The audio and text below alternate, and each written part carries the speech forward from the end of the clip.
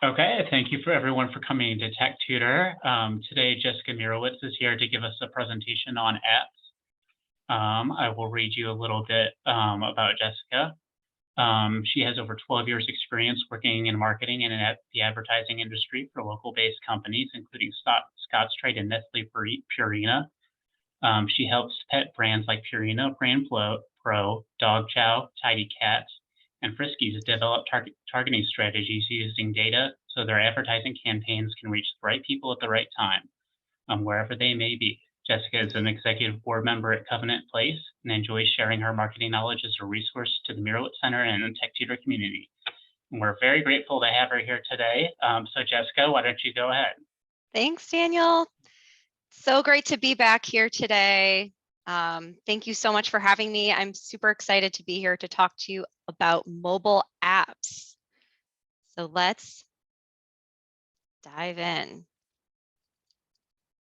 So here's a look at the agenda for today's class. I'll start with an overview of mobile apps, a brief history of the different types of apps out there. Then I'll provide some step-by-step instructions on how to download mobile apps, plus a couple of tips that you might find useful when it comes to using apps. And then I'll end with a list of 10 app recommendations that you might want to give a try. I'll also be asking for some participation throughout, so please feel free to use the chat feature to share any questions you might have, and there will be plenty of time for questions at the end too. I'll also be sharing these slides out as a handout, so don't worry about trying to jot things down. You will get access to this info after the class. Okay, so what is a mobile app? So the definition of a mobile app is mobile app stands for mobile application. It's a type of software that's designed to run on a mobile device, such as a smartphone or a tablet. Mobile apps frequently serve to provide users with similar services as those accessed on PCs. So that's the official definition. But think about how small your phone or your tablet is compared to your laptop. It's a smaller screen, which means a lot less space for information to be presented. You have to use your fingertips to type the words. There's no keyboard, no mouse. So the cell phone systems, the Apples of the world, came up with ways to make it easier for you to do more things on a mobile device. That all happens through apps. So here's an example of how an app can be more, in some cases, more useful and easier to use than even your desktop computer. So if you look at the Amazon homepage, there is a ton of information to look at. There's so many different options, so many things you could possibly click on. It can be a little overwhelming. But now look at the Amazon mobile app as it appears on my cell phone. If you're an app developer, think about it. You have a lot less screen space to work with, and it forces you to be a lot more streamlined and user-friendly when you're creating the experience on the app. So it requires doing a ton of research to know exactly what people are looking to do when they come to your site. So sometimes having fewer, better options to click on and explore makes it less overwhelming and easier to find what you're looking for. So the history of apps dates back a bit further than you'd think. In 1983, a young, energetic man named Steve Jobs gave a speech at a technology conference in Colorado, predicting what he said would be like a record store, but for software that is downloaded over phone lines. This concept that he talked about served as the basis for what much of our computer technology operating systems are today. Fast forward to 2008, Apple launched the iPhone with an app store where you could browse up to 500 mobile applications that could be easily downloaded to your phone. And this led to an absolute explosion in development. Literally anyone with computer programming skills could develop a mobile app. They could submit it to the App Store for review, and then it would launch. And at that point in time, there was just a race to develop apps as quickly as possible. But then it pretty quickly became more about who could do it the best. So now it's more about quality over quantity. And that's kind of where we are today. The best apps rise to the top of the charts. And while there are still literally millions of apps out there, there are fewer better apps that are continually getting better and better, helping us do core things like book dinner reservations, watch TV, listen to music, play games, or if you're me, keeping track of what your kids are doing at school or at daycare. So here are some examples of different types of apps that you could download to your phone.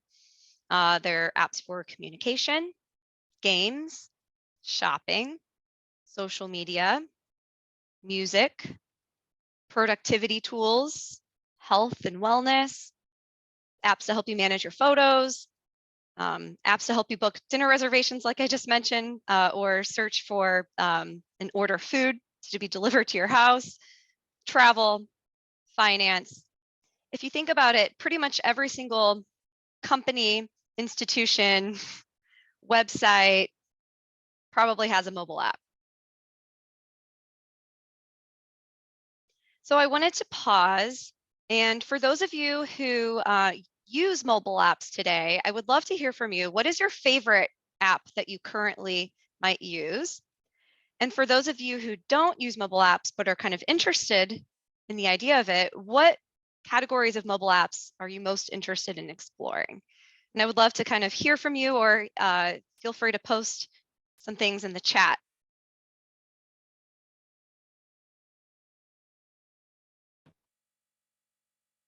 I like Uber Eats and Uber.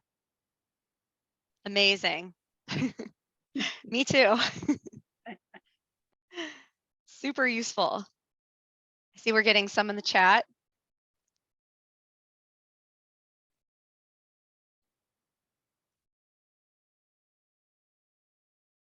Daniel, would you mind maybe reading a couple of the ones that are popping up in the chat?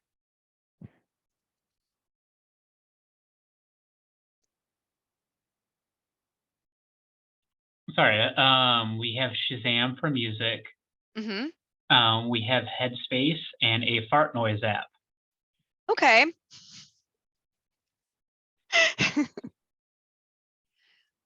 For those of you who don't use mobile apps, curious of the categories I just mentioned, which ones you might be most interested in exploring.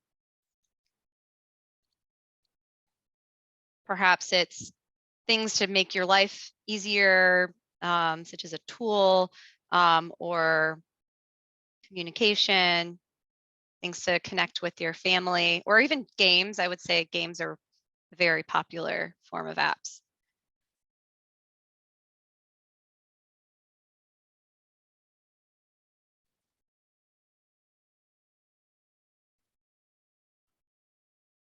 Oh, we had another one come in saying parking apps. Yep. Yeah, I don't use a parking meter anymore. I use my phone to pay for parking on the street. We got a bird identification app. I've actually Ooh. used those before. Those are very cool. And then someone wants to understand the discount app at Schnucks. Oh, yes. Amazing. Yeah, from a shopping standpoint, there's a lot that we can dig into when it comes to coupons and discounts.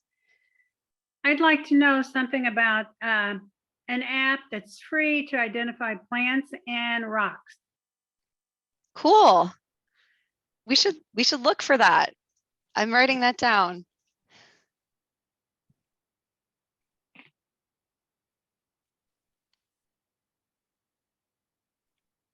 Okay. Well, I'm going to continue on, but we can kind of talk through some of those things at the end. So this next section is all about how to actually download a mobile app to your phone. So I'll go through instructions for Apple devices, so iPhone or iPad, and then instructions for Android devices. So if you have an iPhone or an iPad, you'll start by looking for this blue icon, which is the App Store. And it should appear pretty prominently on a new device on your phone. It's simply called App Store. So once you find it, you'll click on it. Once you open the App Store, this is kind of what you'll see. This is what it looks like on my phone. You'll see kind of a place where they'll be featuring some of the most popular apps that people are downloading right now. But what I would recommend doing is going to the search at the very bottom right and either searching for a specific app name, or you can even search for a category or topic. So we could search for identifying plants and rocks and see what pops up. So once you conduct a search, so in this case, I searched for this app called Lumosity. It'll show up in the search results. You'll click open, and then it will take you to the apps page where you can see more information about that app. And then you'll click the blue button that says Get to download it. And then you'll look for it on your phone or mobile device, iPad. It'll show up, you'll look for that icon. And then once you click on that icon, you can start using the app. If you have an Android device, you will search for what's called the Play Store. So their app store is called Play Store. This is what the icon looks like on your phone. It's a little colorful triangle. So once you find that and open it up, this is what it will look like. You can see it looks a little bit different than the Apple experience. Actually looks a little bit cleaner, I think, and more user-friendly. It'll show, again, some app recommendations, but what I would, again, recommend doing is conducting a search. So you can see the search bars at the top to search for either the app or the category of apps that you're interested in. So in this case, I searched for Instagram. I'll look for the Instagram button or logo. I'll click on it. And then it will take you to the app page, kind of similar to the Apple experience. But instead of get, it says install. It's a green button that says install. You'll click on that, and then it will install to your device. And then you will look again for that app icon, and it will be there on your phone.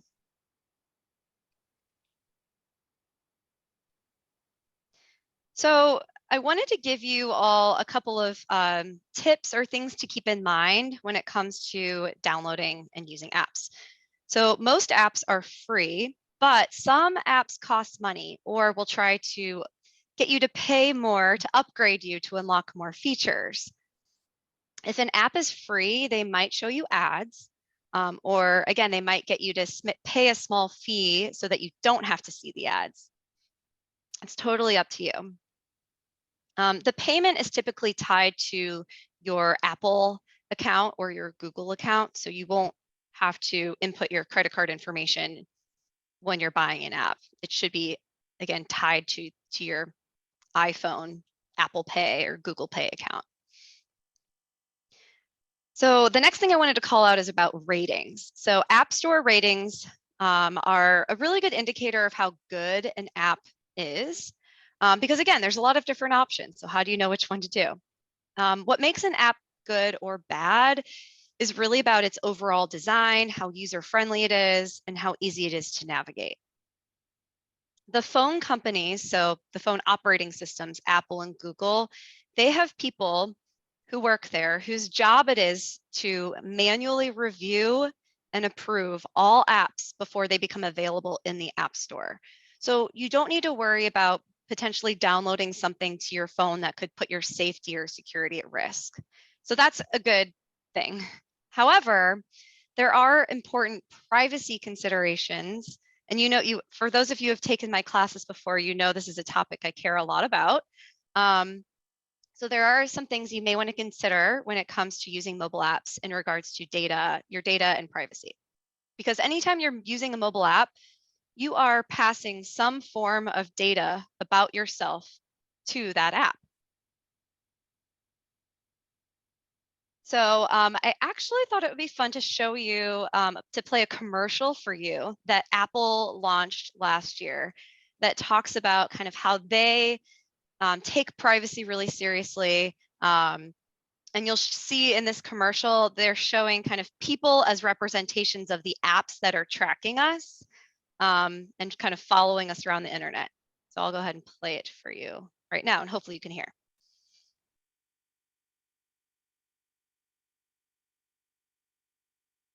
You guys able to hear? No, I think the audio No. is not going. All right. Um, No worries. Let's see. Oh, it was working for me before, but I think there's a separate option to do share audio versus like sharing the screen. And I think, let me see how to get to it. okay.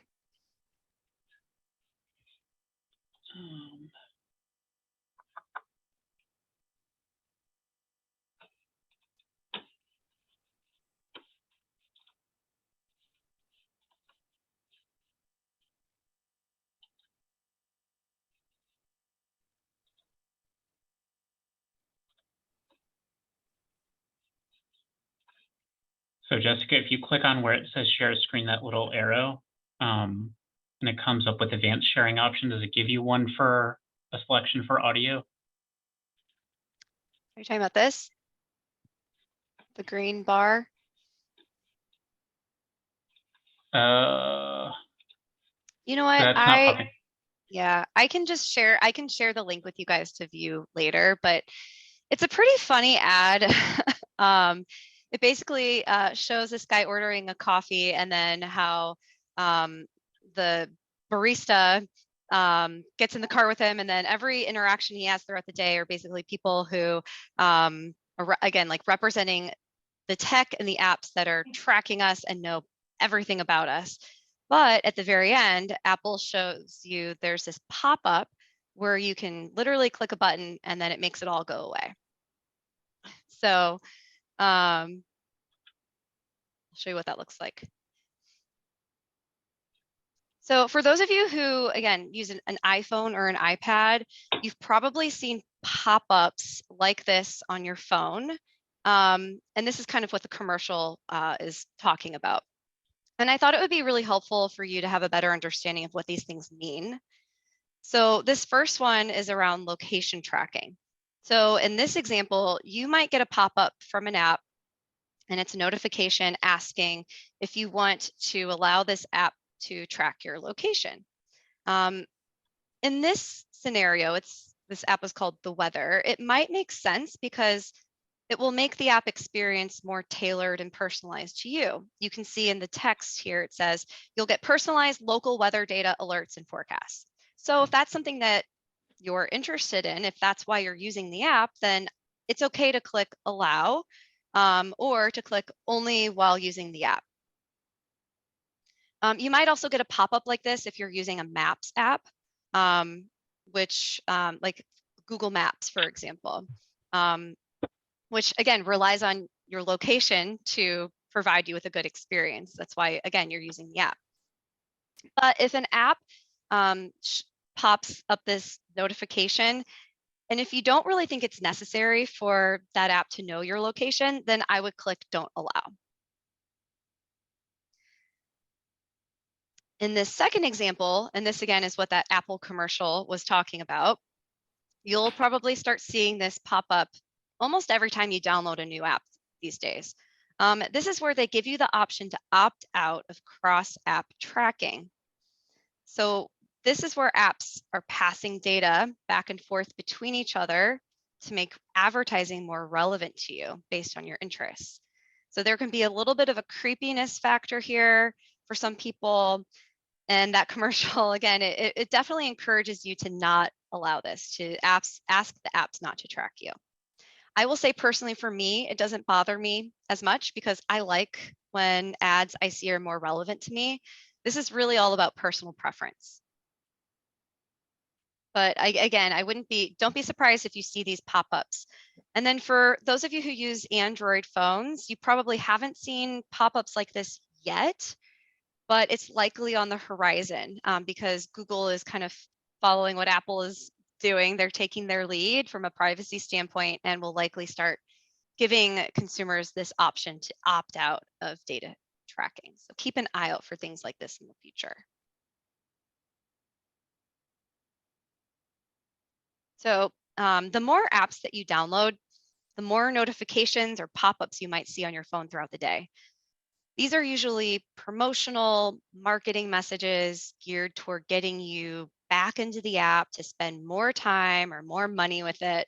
But they could also serve an important purpose, like notifying you of an upcoming delivery, like with Uber Eats, or breaking news. So pop-ups like these can be annoying, but luckily they can be managed easily so that they don't bother you all throughout the day. So I'll show you on the next slide how to go about doing that.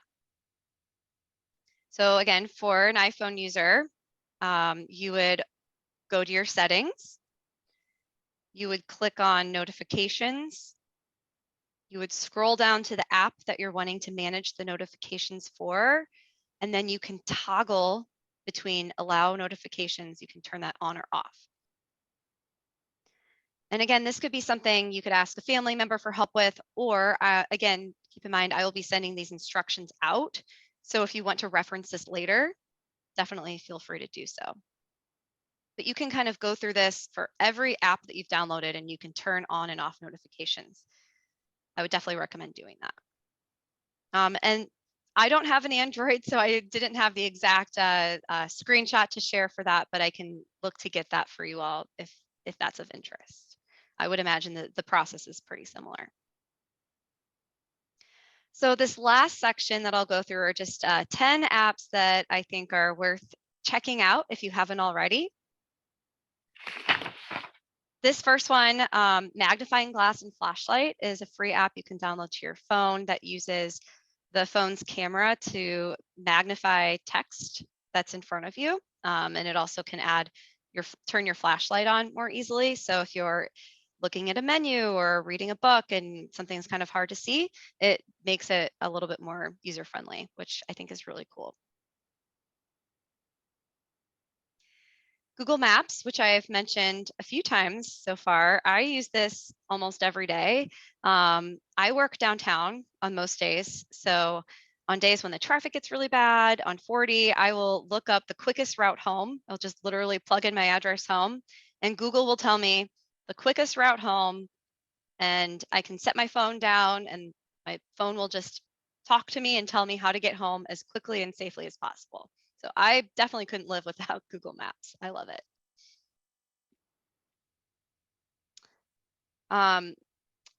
DoorDash is also similar to Uber Eats, which I believe was mentioned earlier. It's food delivery from local restaurants. I also use this all the time.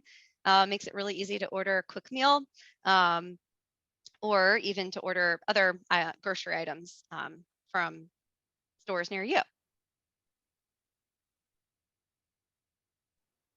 Snapfish is a photo app that can connect to all the photos in your phone, and you can quickly and easily print photos and have them delivered to your home, or you can make custom booklets of the photos. So it's a great way to organize and keep track of and actually use all of the photos that you might have just kind of sitting in your phone. Find My is a great app that used to be called Find My iPhone, but now it's just called Find My because it's not just for iPhones, it can be for anything. You can essentially connect it to your keys, or you can basically have a tag shipped to you, connect it to your keys, your purse, your wallet, and then constantly keep track of those items if they happen to get lost. You can also connect it to other people's phones, so your loved ones, your family. So I can see where my mom and dad are at all times. Obviously you have to know the person and and make sure that they accept that you can follow them and track them. But I think it's a really cool and could be a very useful app. LastPass. So I've talked in previous classes a lot about password safety, and I've mentioned password management tools in the past. This is one of them. And if you think about it, most apps that you download or websites that you visit require you to create an account. And if you're just writing down your password, that's not very safe. It can be really easy to lose a password, forget a password. So using a password app can be extremely useful. Again, I use this pretty much every day, multiple times throughout the day. Makes my life a lot easier. So again, this is a great tool. It can connect again to a lot of the different accounts that you have created. And it's a great way to keep all your passwords in one place. Words with Friends. I don't know if any of you guys have played this game before. It's one of the most popular mobile app games out there right now. I think it's been out for a while, but it's basically where you play Scrabble with a friend. Lumosity is another one that I recently discovered. It's brain games to improve cognition. So I've been kind of playing some of the games, and I've been finding it to be challenging and seems like a pretty good use of time, maybe better than scrolling through social media or the news that can be kind of upsetting. So might as well do something to help your brain. The last two I have are related to music and fun. So Spotify is another app that I also use pretty much every day. There's a free version and a paid version, and you can essentially search for any song or artist that you could think of and listen to their music. They also now have a lot of podcasts and even, I think, books, audiobooks. So Spotify is great. But then there's also apps like Pandora and this one I found called Oldies Radio, which I think is really cool. You can look through all these old radio stations from the past and listen to music that will kind of take you back in time.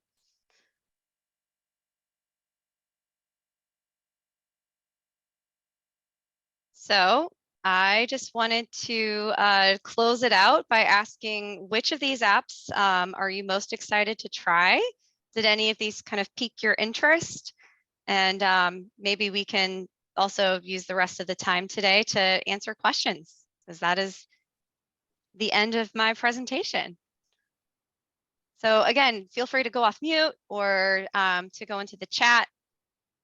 Let me know if any of these apps that I shared seem interesting or useful to you, or if there's any maybe I didn't cover. I have a question about Google Maps. Yes, yes. Is there one time I was coming home and there was a large construction on Lindbergh, which really just blocked the way for a long time. And I was just wondering if there's any way to check out construction traffic. Yeah. So Google Maps, and there are other apps like this too. There's actually one called Waze, which I believe is an Israeli company. It's WAZE, where they are keeping track of like accidents in the road, and will say, oh, accident ahead. Or slow down up ahead. They may not know whether it's due to construction or what the holdup is, but they're using data that they're collecting from all sorts of different places to kind of predict and tell you how long it will take you to get from A to B, and they will reroute you. They may not know, again, like that it was exactly construction, but they'll definitely be able to say there's a slowdown up ahead, you might want to reroute.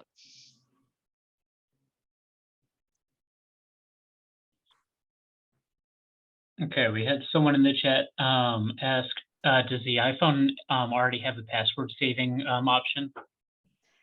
So it does.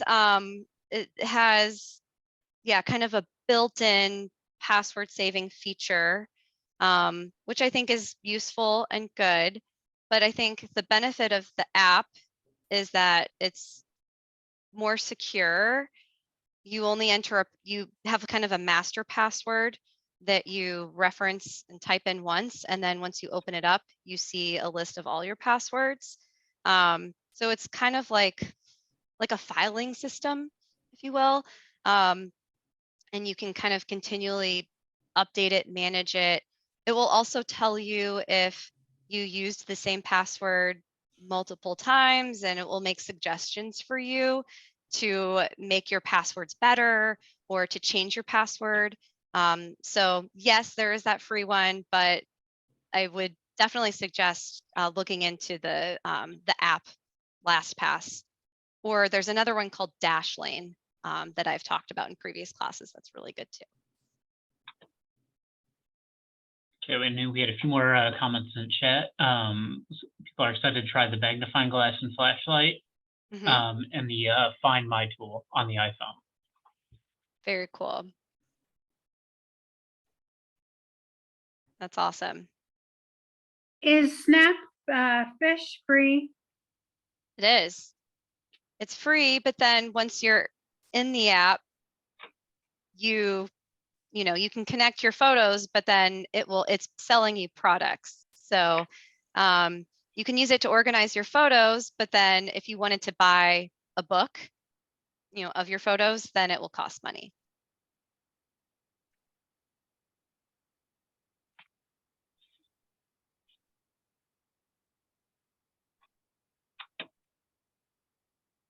Someone is asking, have you heard of Gas Buddy? Gas Buddy. No, is that like does it track gas prices?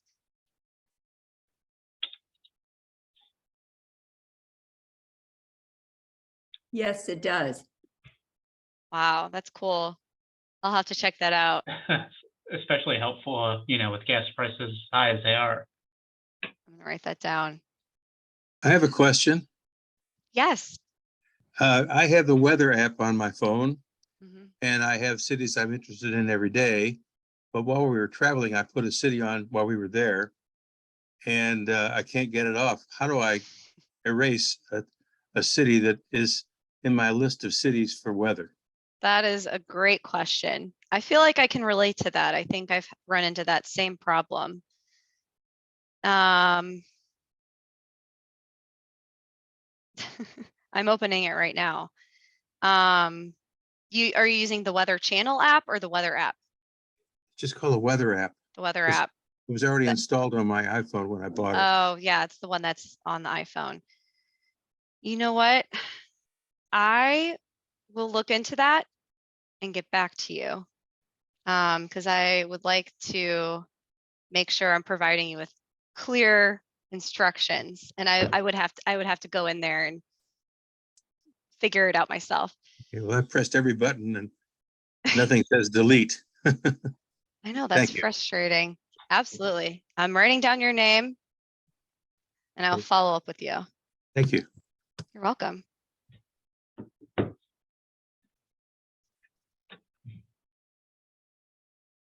I was curious how many of you all use iPhones versus Android devices.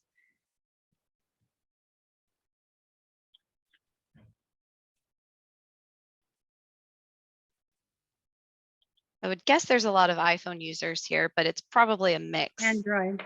Yeah. Android. Yeah. If you're an iPhone user, why don't you go ahead and raise your hand in the chat, and then we can get like a little bit of a poll going. Yeah, that sounds great.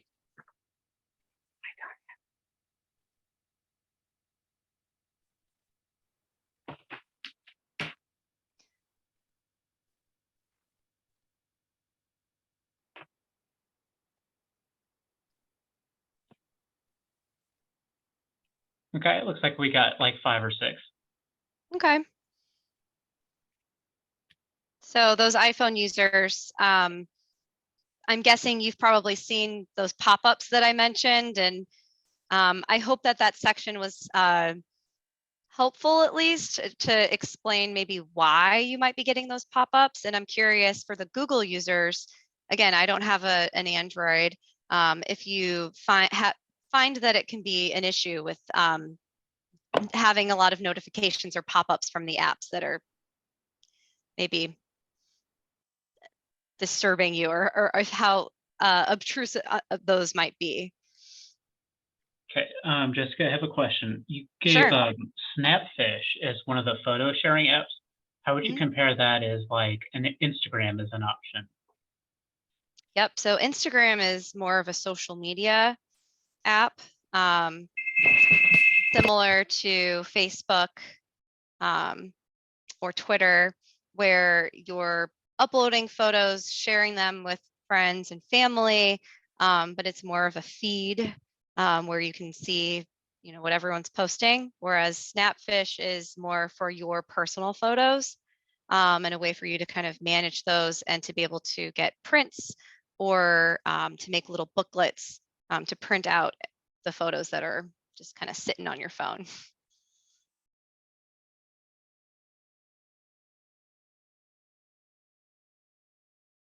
I did want to also plug that I have a few other classes that I've done in the past. Recordings of those are on YouTube on the Mirowitz Center YouTube page. One of those was on Facebook specifically and kind of safety around using Facebook. Another one was about Google and using Google as a search engine. So did want to make a plug for those. And I know that Tech Tutors, has offered other classes on tips for using social media. And the Tech Tutor booklet, I think, has some more information on social media sites as well. But I didn't want to kind of get into that today. That's a whole other beast. So yeah, hopefully some of the apps that you saw today, or hopefully you got a couple of ideas and it piqued your interest.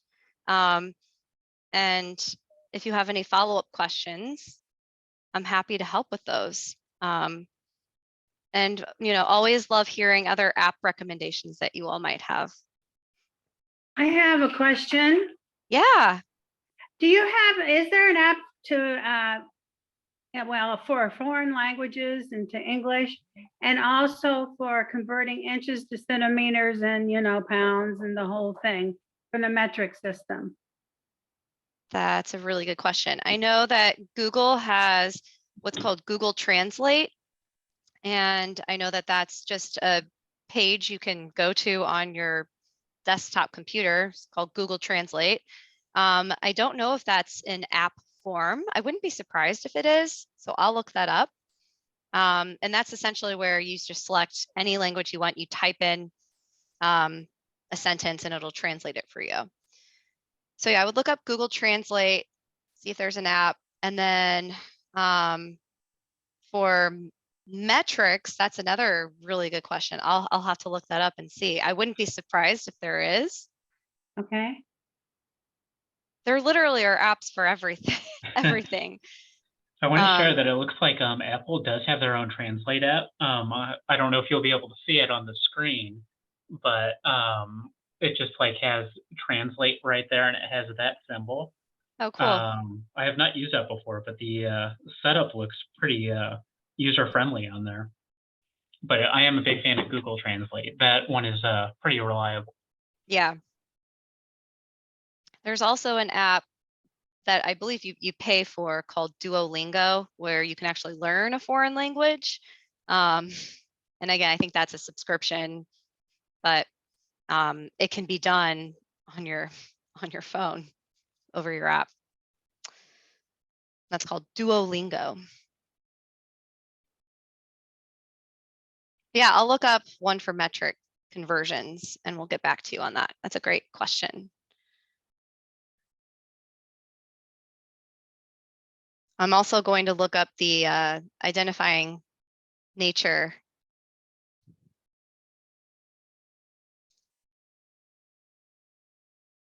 How will you get back to us? Is it through email or? I was planning to send an email to Daniel. Okay. And then I'll with kind of all of my follow-ups, whether it's links, I'll link to that video. I'll link to maybe even some app names that I've come across and instructions on that weather app. So I'll kind of put it all in one email that I'll let Daniel send out to all the participants. Thank you. Absolutely. For the metric system, for an iPhone, all you have to do is ask Siri. Just say, hey Siri, how many ounces are in, well, I can't think of the English version, but, and she'll translate it for you. That is true. Siri can be very helpful. It's a lot easier than looking things up yourself. Yep. Fewer But if you're steps. looking for Siri to do hard math, I'm not sure how good she is at calculating percentages, but it can't hurt to ask. Well, she's very good with She's tips. good. With tips. But if Okay. you get involved, when I've tried to add or divide 3 or Mhm. 4 figures, that doesn't work. Yeah. But she'll tell you to the penny how much tip you owe. I love that. And also the iPhone translator is very easy to use. Okay, great. It has a The Apple one. features, yeah.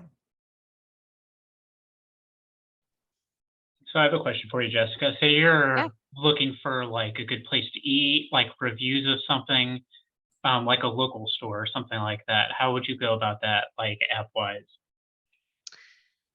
I mean, I will a lot of times use Google Maps to even search for places nearby, and I'll be able to see reviews left on Google there. I'll also use Yelp. I have the Yelp app on my phone, and I'll use that to look up restaurants within a certain radius around me that have a certain rating or are of a certain uh, type of food. Trying to think what else. Anyone else?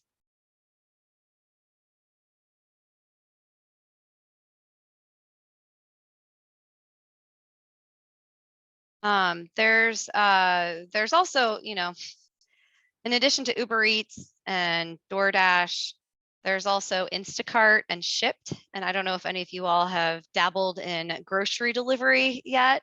That could be a whole other class that we could do around, getting your groceries delivered or getting anything delivered to your door. But yeah, that's a whole other way you can use mobile apps as well. Another question? May I? Absolutely. I've been looking up magnifying glass and flashlight on my iPhone app store, and it doesn't come up as that. There's Oh, about 15 different magnifying apps, but which one is the better one to use, or the best one to use rather? yep. There are a lot of magnifying glass apps. The one that I came across and here, let me did a little research on. Let me show you. Looks like this. So it's got it says 2022 magnifying glass plus flashlight. So if you see one that has that same icon, which they probably all look alike, that's the one that I think landed on after trying a couple out. For I me, put it's it- popping up as a second result. If you search magnifying glass, and then it has like the little subheading fastest LED touch magnifier. So Yep. you might see it on there if you look for that. I put in magnifying glass and the word "and," but not the plus sign. Maybe that's my mistake.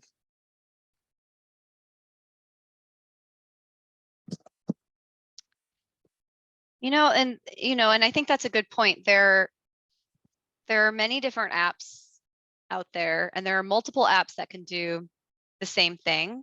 And they may all be great. I do think looking at the ratings and reviews is a good indicator of how good that app might be.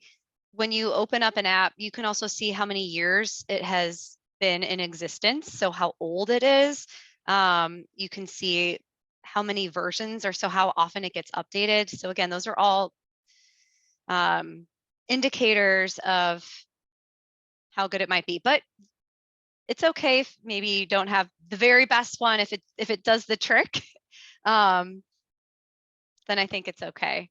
It's very competitive out there, the world of app development. Everyone's trying to one up each other, do it better.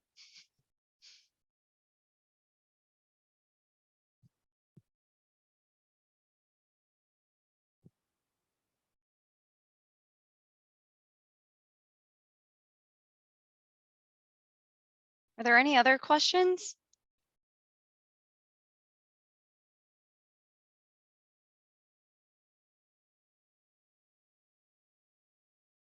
Okay. I have a question. I don't think it's an app, but I didn't even know that I had enabled it, but at a certain time at night, and I use an iPhone, I don't know where it was, under settings, I guess, Mhm. it would say sleep mode or something like that, or don't disturb. And I played with it a while, but I wondered if you can speak to that subject at all, or if you'd rather not go there. No, I mean, I have that setting on my phone as well. And I believe that's in your settings. Yep. So if you open up your settings on your Yep. iPhone, Mhm. and right above that, you'll see notifications, which I had mentioned earlier in the class, which I do think is useful to manage and to keep track of, because notifications can be really annoying. But two things down from that is called focus. It looks like there's a little moon, and that's where it looks like you can kind of toggle with your sleep settings, do not disturb. And that essentially, if you have do not disturb on, that means that people cannot get in contact with you. So some people might put that on if they're doing a big presentation at work and they don't want to be distracted by notifications, or yeah, or when you go to sleep, you can have certain settings on so that your phone won't wake you up. Right now, I believe mine is, it says do not disturb, but it's not on. So that's where I want it, because I don't want that to happen. If I don't want to be disturbed, I turn my phone off completely. Yeah, and I think that's fine.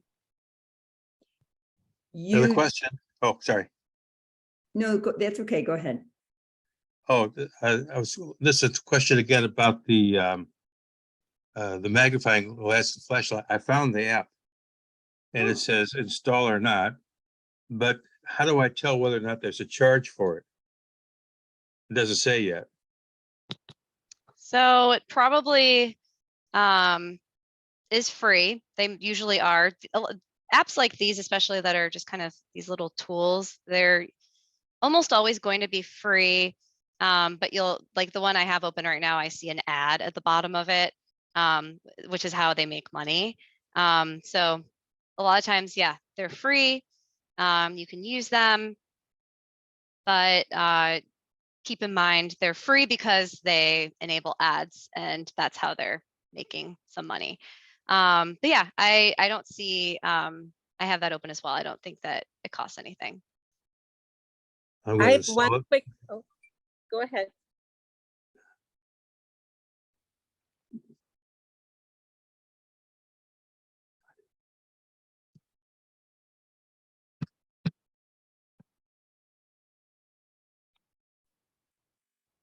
Did Jonathan finish? I didn't want to cut him off.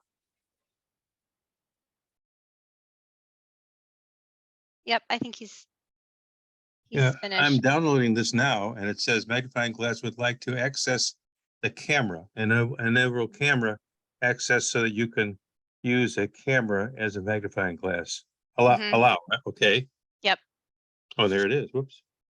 And then I can adjust the zoom by going up and down. Mhm. Okay. That's interesting. Yeah, so that pop-up you saw, that's kind of what I was talking about earlier, where apps are asking for our permission to access information about us, whether it's our camera, our pictures, our location. And in most cases, like what you just did, clicking allow is totally fine. Hey, this is cool. Oh, good. It works really well. Oh, good. Wow. And I Have can you, take a picture of it too. Uh-huh. Jessica, have Yes. you also spoken on podcast, or is that a different class? I have. The last class I did was about podcasts. I have a whole cool. class on it. It was one of my favorite ones that I've done so far. And then how do we access that, through Mirowitz? So there's a recording of that class on YouTube on the Mirowitz Center YouTube page. So we can send you a link to check it out, to watch the recording. And maybe I will do another one in the future on podcasts again for those who missed it before.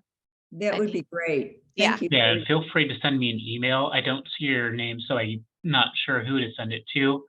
But if you email me, like, I can send you just a link to the podcast one. So you can either do that, or you can just go to our mirowitzcenter.org.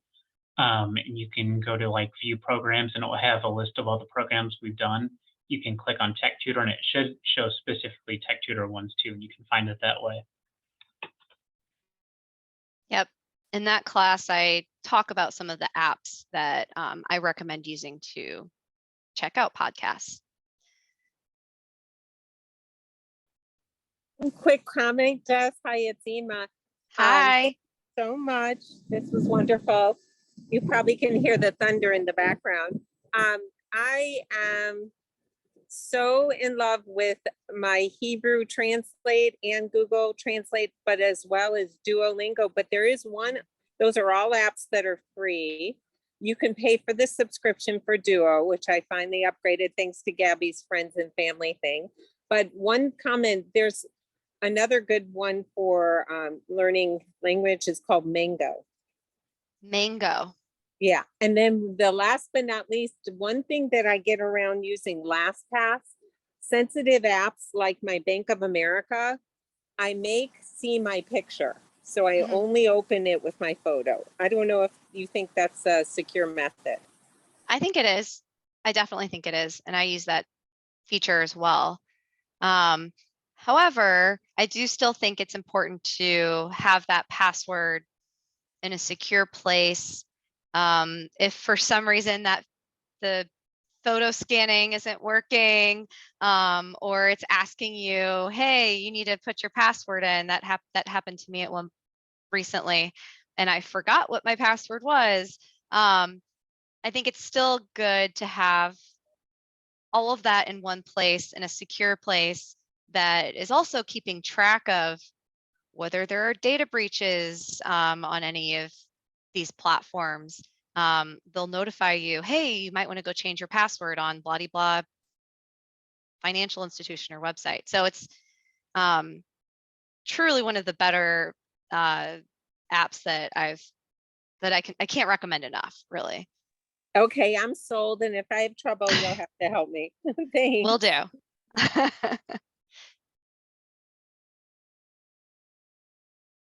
Yeah, I feel like I wish I could do a class about where I could help people set up password managers, but from a security standpoint, I probably shouldn't be seeing what your passwords are.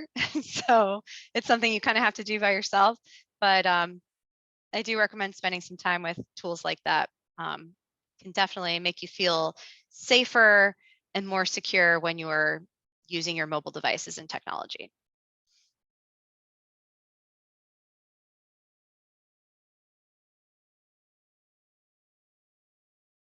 Thank you very much. It was very helpful and informative.